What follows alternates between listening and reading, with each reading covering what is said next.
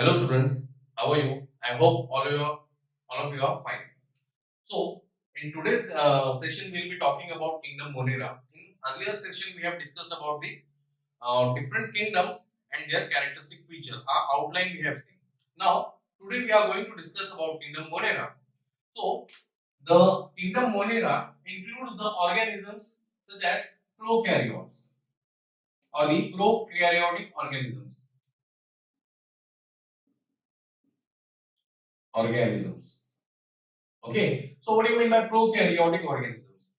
The organisms whose cellular organization is not well developed, such organisms are called as the prokaryotic organisms. Or you can also define them.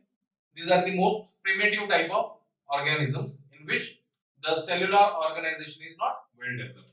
Okay, so the word prokaryote is derived from two words. That is, pro means primitive and karyotic is derived from karyon. That means the nucleus. So the organisms whose nucleus is not well developed. Why it is not well developed? Because it is freely found in the cytoplasm. Most of the nucleus of the cells, they are surrounded by a membrane around them. These membranes are called as the nuclear envelope or the nuclear membrane. But in case of prokaryotic cell, the nucleus, it is not surrounded by the nuclear membrane, so it is freely suspending in the cell cytoplasm. So what they are called as the prokaryotes. And what examples we are going to study in these prokaryotes are generally the bacteria. Okay, so bacteria in prokaryote, whenever we call the term prokaryote, that one thing comes in our mind is the bacteria. Okay, and bacteria are the cosmopolitan in the habitat.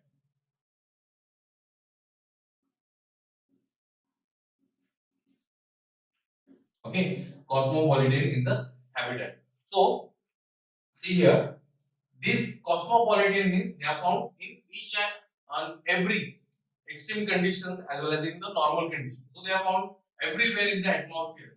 They are found in the air, they are found in the water, they are found on the land, even on the hands, in the branches of trees, on the bark of the tree. Okay, everywhere they are found. They are also found in the human intestine. Okay, so they are cosmopolitan. They are capable of surviving in the extreme conditions. Now, extreme conditions in the sense it may be the cold, hot. Okay, extreme cold condition, extreme hot conditions are included under extreme conditions. So, bacteria are also found in these conditions. Now, we are going to discuss about the types. Okay, of the prokaryotes or the types of the bacteria. So there are several different categories of the bacteria that we are going to study in the kingdom Monera. Okay, but there are two main uh, categories of the bacteria, that is called Archaebacteria and the Eubacteria. And this classification is based on the basis of their occurrence. Okay, so some bacteria, as I told you, they are found in the extreme conditions. Okay, so they are adapted to survive in the extreme condition. That way will be the either high salt condition is there, high acidic condition is there, or high temperature condition is there. In such conditions, these bacteria are capable of surviving. Okay, so that is put it under kingdom Monera, that is to be under domain Archaea. Okay, so here we will discuss about the types. So we have different types of bacteria. We'll write down their names. That is, we have the Archaebacteria,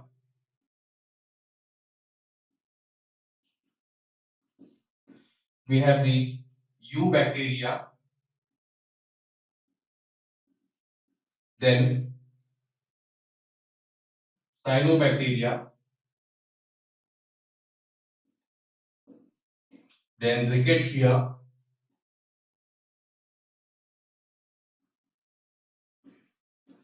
then we have the Mycoplasma. This mycoplasma is also referred as the smallest bacteria. Okay, that is also referred as pleuropneumonia like microorganism. And this mycoplasma is without cell wall. Okay, so it has a pleomorphic nature. That means it may have any type of shape. It doesn't have a specific shape. So cell wall, as we know, it provides the structure or proper structure to the cell as well as provides the mechanical support. Okay, here in this bacteria, the cell wall is absent. Okay, so Archaebacteria, eubacteria. Now, archaebacteria are those bacteria which are adapted to survive in the extreme conditions.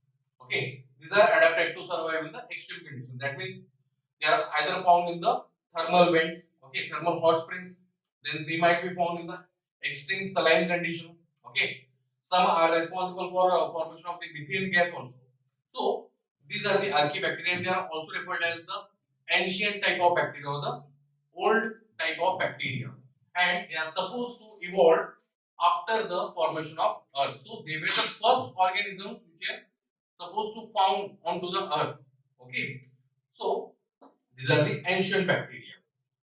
Next, we will discuss about the characteristics of this archaebacteria and their types.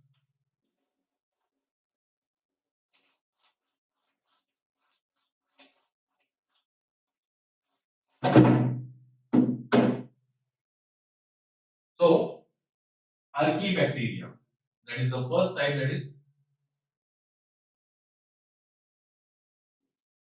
archaebacteria. So, archaebacteria are the extremophiles. Extremophiles. What do you mean by extremophiles? Those organisms which are adapted to survive at the extreme conditions called extremophiles. It includes three main types. That is methanogens, or before that we'll go to the some characters again. Okay, we'll discuss the types later. So these are extremophiles. Their cell wall, it is composed of the cell wall of this bacteria, that is archaebacteria, is composed of polysaccharides. It is composed of polysaccharides. Now, what is the function of this polysaccharides? Polysaccharides acts as a receptive molecule when they are exchanging any kind of substances, okay, or they are receiving any kind of stimulus from the surrounding. This polysaccharide helps to recognize as well as provides a proper structure to the bacteria, okay, as it is a cell wall component. Then the cell membrane of the bacteria, that is archaebacteria, it is single branch structure. Okay, it is having a single, that is cell membrane is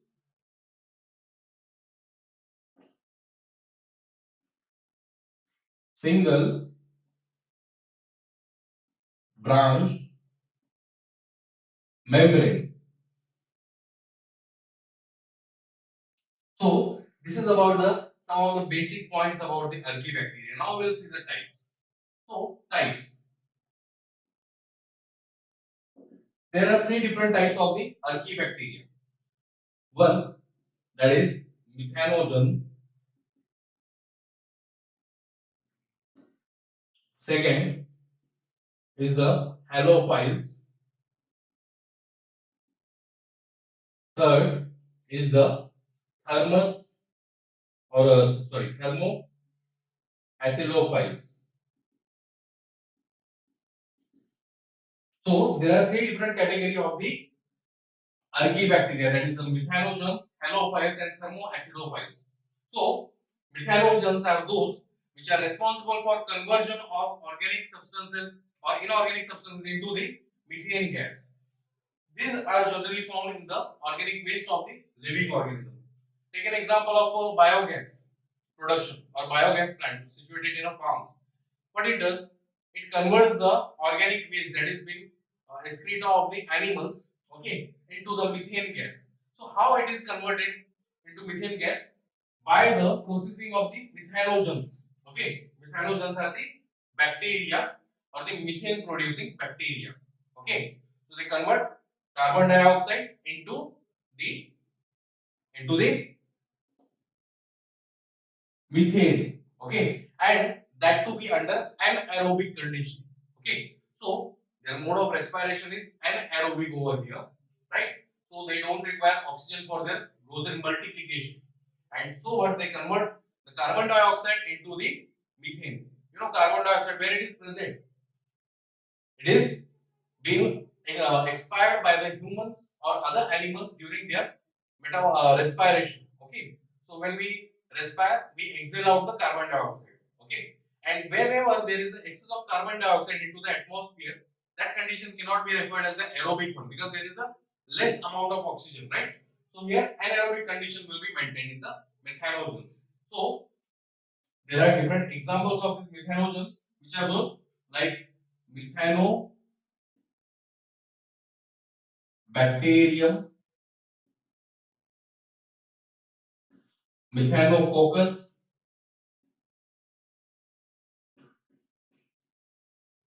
then methanomicrobium, and luminococcus.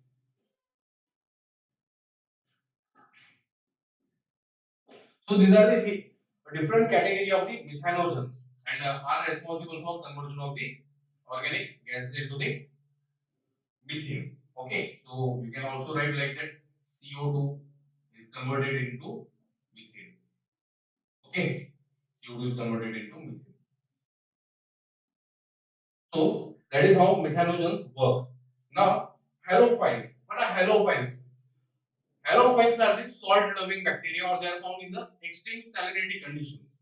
Okay, so these are the salt-loving bacteria. Okay, salt-loving bacteria. So the bacteria which are found in the extreme salinity conditions are called halophiles. Okay, and example of such bacteria are the Halobacter,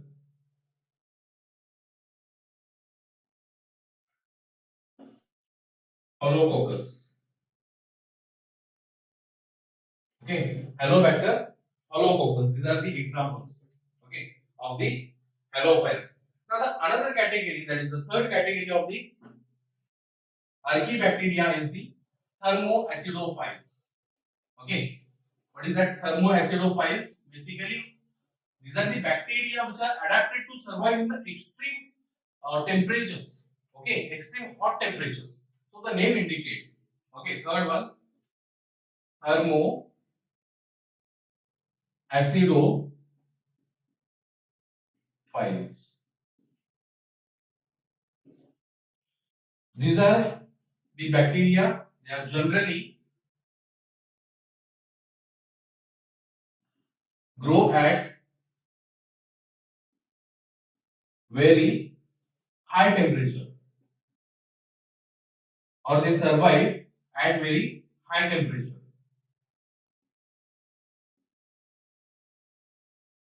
Okay, these are found in the hot springs. Okay, hot water springs. Generally, the hot water spring consists of the sulfur. So these bacteria, they convert this sulfur into sulfuric acid. Okay, so they are found in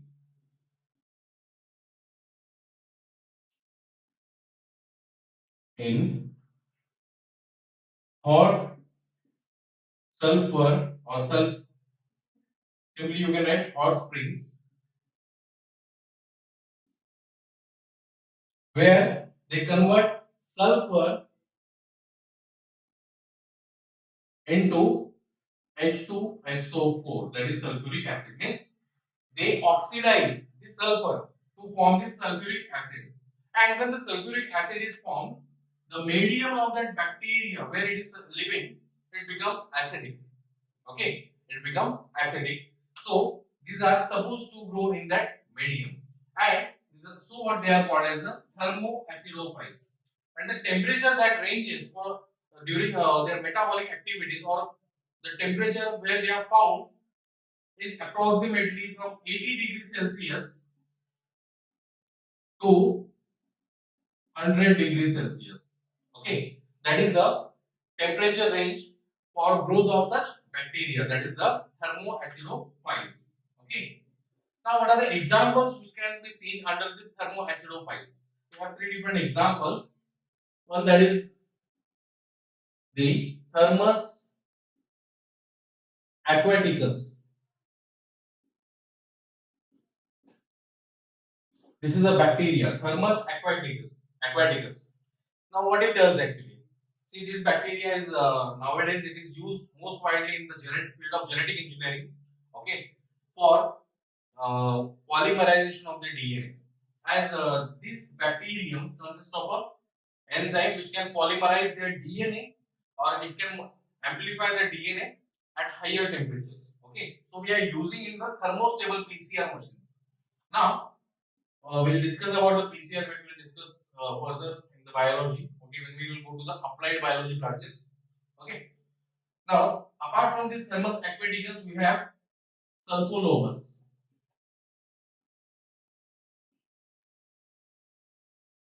The sulfolobus are the sulfur bacteria which convert the sulfur into the H2SO4, that is sulfuric acid.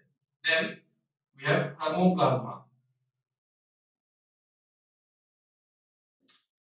Okay. So these are the three different category of the archaebacteria and their habitat plus their examples. Okay. And remember, they are also adapted to survive in the extreme conditions. So that means they are having different mode of nutrition. They have different mode of what we say respiration.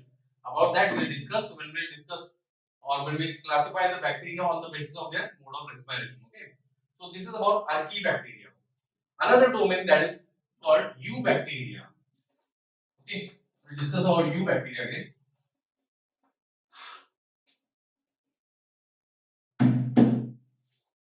So eubacteria.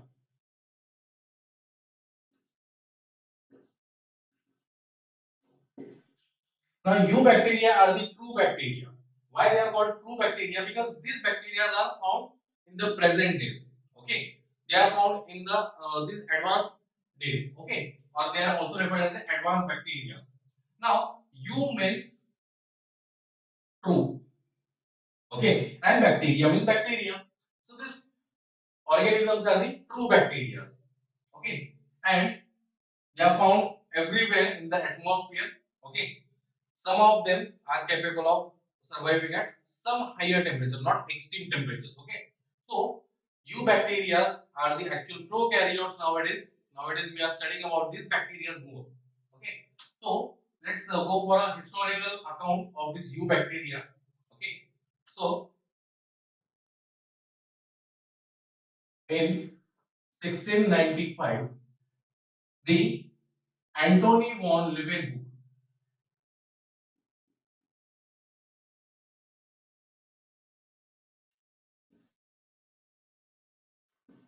Antony von Leeuwenhoek. He was also a glass merchant and was supposed to form the compound microscope. He has made his contribution in the field of microscopy. Also, he was the one who has observed into the rainwater. Okay, for first time that and mentioned in his book, that is the Secrets of Nature. The book published by Antony von Leeuwenhoek. Okay, that is the Secrets of Nature. In this book, he mentioned about the microorganisms. Okay, he was not sure that whether it is bacteria or some other, but he mentioned about it in the Secrets of Nature. Later, F. J. Kohn and Herenberg.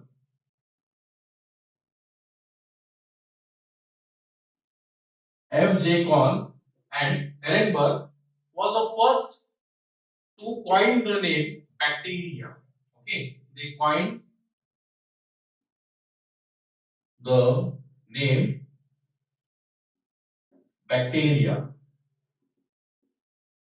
Later, the contribution was given by Louis Pasteur.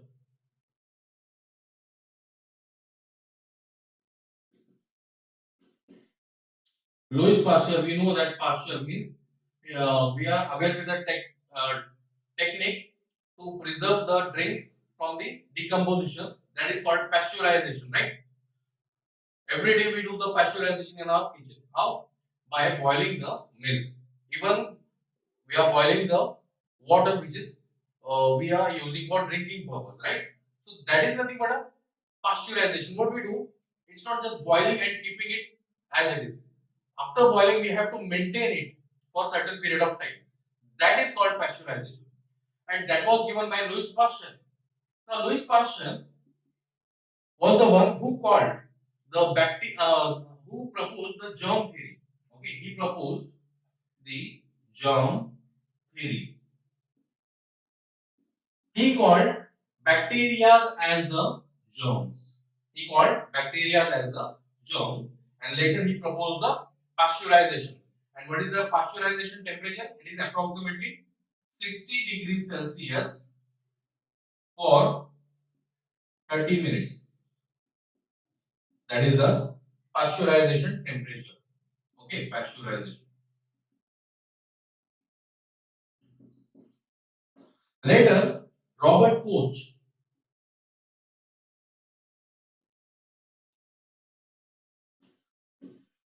Robert Koch was the one who has cultured, or who has first time cultured the pure culture, or who has first time isolated the pure culture of the bacteria. Okay, he was the one for first time obtained pure culture of bacteria. So what do you mean by pure culture of bacteria? That means he was supposed to isolate the bacteria from a community. Okay, by culturing them into a pure culture. Alright, onto a selective medium. So if we take a pinch of soil or even a cap of a water, okay, we'll see number of bacteria are present in them. So how to recognize which bacteria is causing which type of disease? It is not possible to identify in such water or a pinch of soil. So we have to grow them onto a particular culture, okay, culture medium, that is artificial culture medium, so that we can recognize their characteristic features. So he made the pure culture and he obtained the bacteria. He obtained the bacteria which are responsible for causing the diseases like anthrax, then TB, that is tuberculosis, which is caused by Mycobacterium tuberculosis, and he also discovered the bacteria which is responsible for causing the cholera. So he made certain rules. He proved that these bacteria are responsible for causing the diseases, and he mentioned its rules. Those rules were called as the Koch postulates. Okay. Okay. So this is about the historical background of the eubacteria. Now let's go for the other characteristics of the eubacteria. We'll deal with the shape. Okay, shape of the bacteria, shape, size of the bacteria.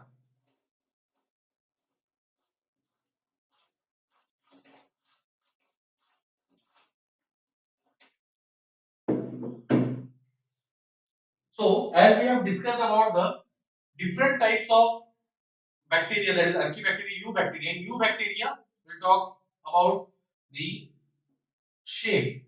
Okay, so how we can classify the bacteria? This bacteria can be classified on the basis of various aspects. And what are those aspects? Like one is the shape of the cell, shape and size can be also mentioned in the shape again. Then we'll classify them on the basis of the mode of nutrition, or instead of nutrition we'll call them the respiration. Then on the basis of presence of flagella, bacteria generally they have a flagella for which is used for locomotion. It shows the amoeboid type of movement. Okay. Then on the basis of mode of reproduction. Okay. So on the basis of habitat, we have seen two types.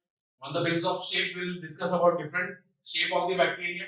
On the basis of mode of respiration, we will discuss about that what type of respiration they have, whether they are having the aerobic type of respiration, whether they have anaerobic type of respiration.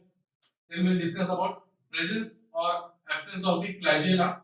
If the bacteria have the flagella, then they are called as the trichus and atrichus. Okay, if flagella are absent. Then mode of reproduction, whether they exhibit sexual as well as asexual mode of reproduction, that will be discussing these points. So we'll go with the first, that is the shape of bacteria. In previous session, we have discussed about the different characteristic feature on the basis of what we are going to classify the bacteria again. Okay. So here the next, that is the shape. We are going to classify on the basis of shape. So in bacteria we find various different shapes. Okay. If we find the bacteria, they are spherical. Okay. If they are spherical, okay, or they may have the rod shaped structure. Okay, they may have the common shape structure, spiral structure, different types of structures are there. Okay, and on the basis of the structures or the shapes, we can classify them. So, if the bacteria they are spherical, they are referred as the cocci. They are referred as cocci, or they are also called as coccus. Okay, so what type of structure they have? They have a spherical structure like this. Okay, now on the basis of arrangement, these are also further classified as different types. Okay. So on the basis of structure or arrangement, if single cocci is arranged, then it is called as monococcus. If two cocci they are arranged together, then it is called as diplococcus.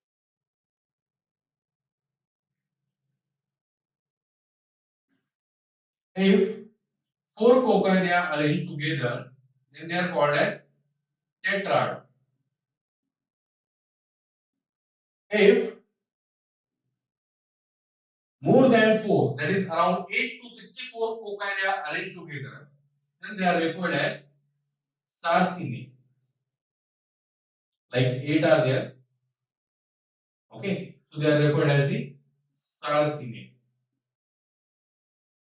If the cocci they are formed in a chain, okay, chain, that means these are called streptococci. If they are in the form of chain, they are called streptococci.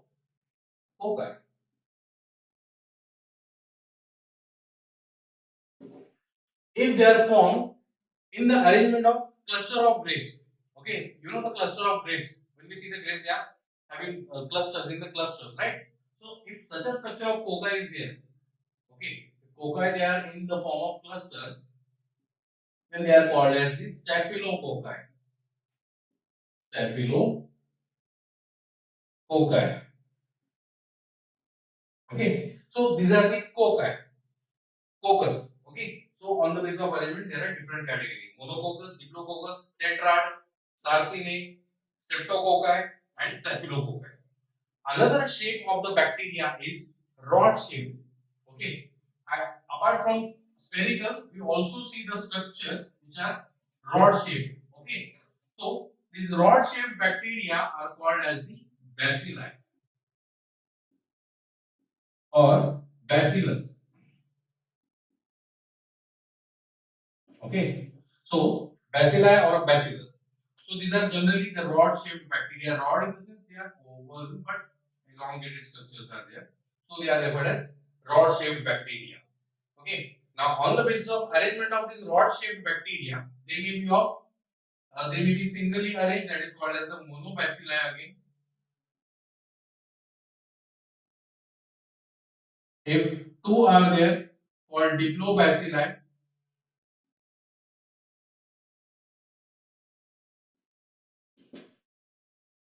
If see, if two are there, they are called diplobacilli. If they are found in the bundle, they are called as the palisade.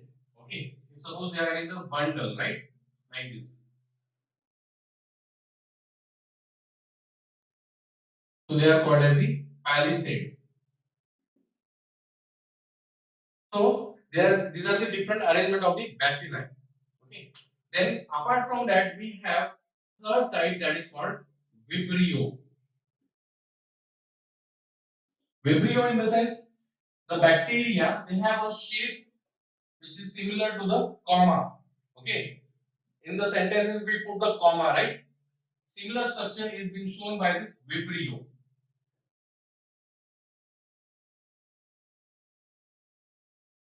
So these are the comma shaped bacteria. Then we have the spiral bacteria. The bacteria which are having spiral shape. These are called spirochates or the spiral type. The bacteria with spiral shape. Okay. And how they look like? They look like the spiral shapes.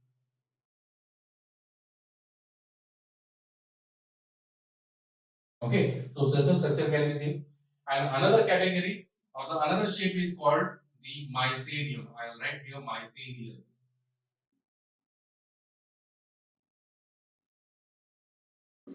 Mycelium means it is thread-like structure. Okay, so threads we know that they are spreading everywhere. They don't have a particular structure. It is not like thread only.